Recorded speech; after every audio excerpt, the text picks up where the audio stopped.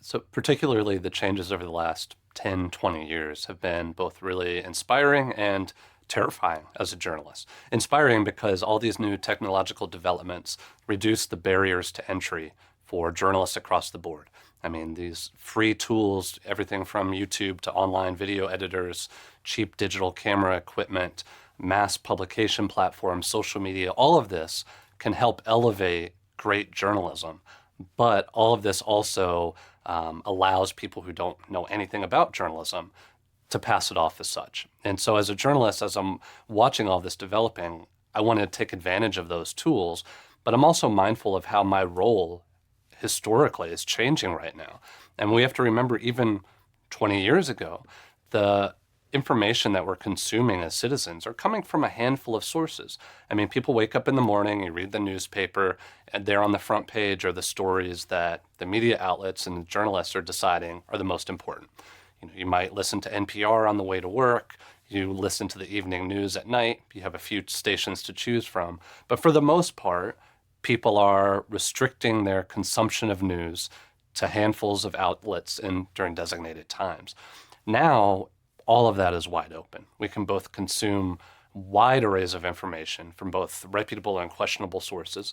We don't know what is actually the most important because we can come across an article on Facebook that would have been buried in page, D39 in a newspaper, but to us, we can increase the importance that we see in our own mind.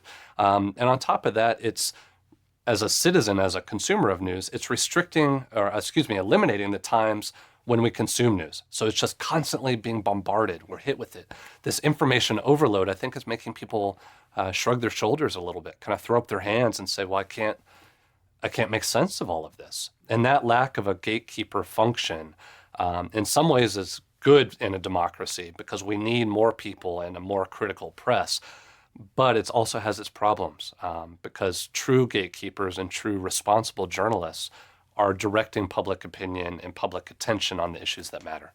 I think it's always been difficult as journalists to treat our work truly objectively. And I would argue that concept even doesn't really exist. We do the best we can, given the information we have and the standards of our craft, to research, to be fair, to be accurate, and to try to get at that core of what truth is. That can evolve.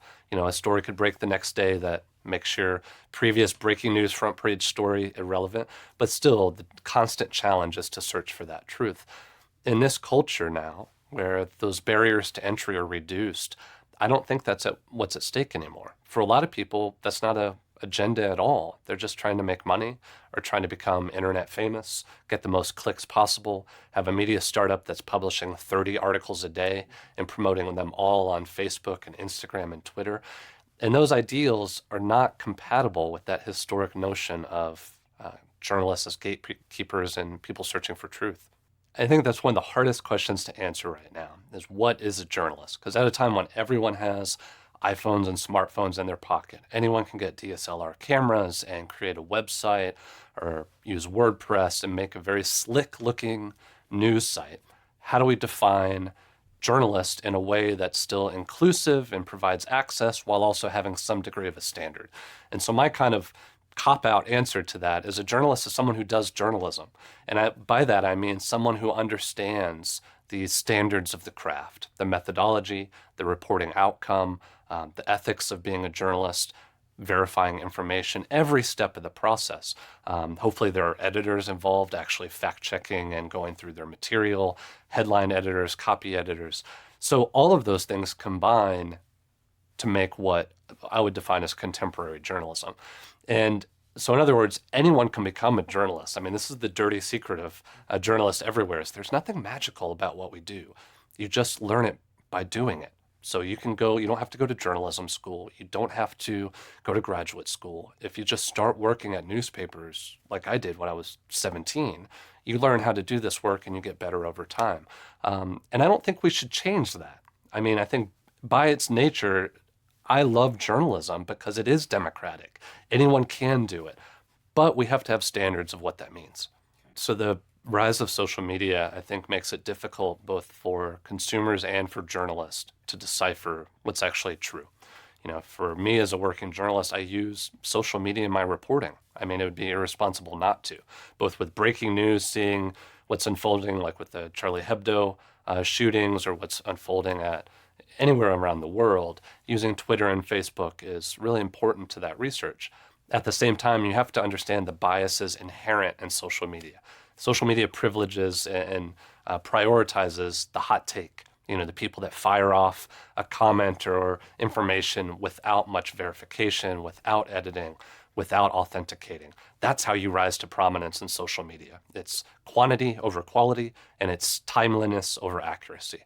And at that point, if we're relying on social media and not understanding those biases, we can very easily be duped by the people who are using these tools. I have a tendency as a professional journalist to want to protect my craft.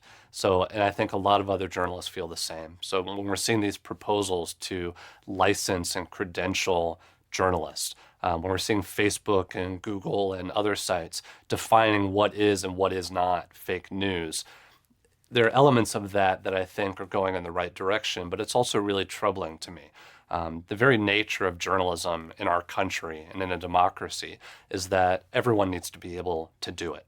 That if we only privilege and allow that title to certain verified publications or journalists, what about the dissident press, which is, to me, the most important? The people on the fringes, the people who are the most critical, are not going to be allowed access. Plain and simple. I mean, the small startups, the hard-hitting investigative reporters, the acerbic columnists, they can easily be denied access just because of the content and the viewpoint of what they're doing.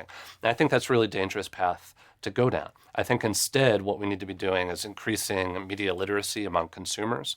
And at times it is appropriate to license and credential journalists for security reasons. When I lived in Washington, D.C., I had to get a congressional press pass. That makes sense because you need to make sure who's going in and out of the Capitol, into the Supreme Court. But in other senses, I don't think we should be so quick to try to clamp down that access and that title.